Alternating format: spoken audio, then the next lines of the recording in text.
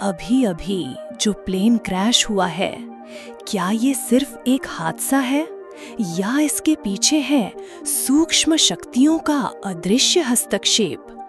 क्या आप जानते हैं, जब मृत्यु सामूहिक रूप से होती है तो वो सिर्फ मृत्यु नहीं, चेतावनी होती है।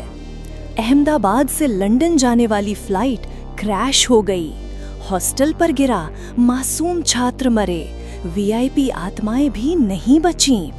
ये हादसा एक चेतावनी है, एक संकेत है कि सूक्ष्म जगत सक्रिय है। बापूजी कहते हैं, कोई भी सामूहिक मृत्यु दुर्घटना नहीं होती, वो आत्मा की योजना का हिस्सा होती है। तो क्या ये आत्माएं किसी विशेष कार्य हेतु एक साथ आई थी? क्या ये सिर्फ मशीन फेल हुआ था या कोई ऊर्जा स्तर पर युद्ध चल रहा था? बापूजी कहते हैं, आत्माएं अपना कर्म पूरा होते ही इस धरती से चली जाती हैं। जो आत्माएं आज गईं, वे शायद आगे सूक्ष्म जगत में कोई बड़ा कार्य करने वाली हों। कुछ आत्माएं ऐसी भी होती हैं जो मृत्यु के बाद भी परम चेतना में कार्यरत रहती हैं। गरुड़ पुराण कहता है, आकस्मिक मृत्यु से गई आत्माएं भटक सकती हैं, उन्हें शांति की जरूरत होती है। बापूजी ने बताया है, सूक्ष्म लोक में आत्माएं कई गुना अधिक व्यस्त होती हैं, वे परम कार्य में लग जाती हैं। इसलिए ये घटना कोई साधारण घटना नहीं, ये आत्मा की आगे की यात्रा का आरंभ है।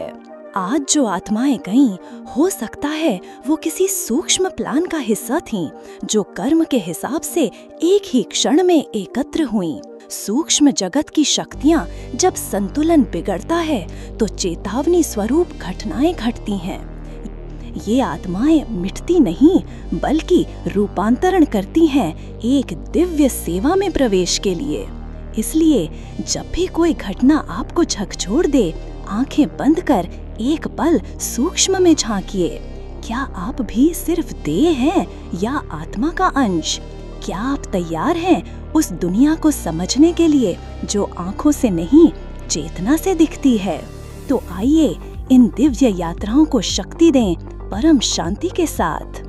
आज हम 1 मिनट मौन होकर उन सभी आत्माओं को परम प्रकाश, परम शांति और दिव्य गमन की कामना भेजते हैं। बापूजी कहते हैं, चेतना कभी नहीं मरती, वो बस एक रूप से दूसरे रूप में प्रवास करती है। तो आइए अब इन दिव्य आत्माओं को भेजें बेहद की परम महाशांति।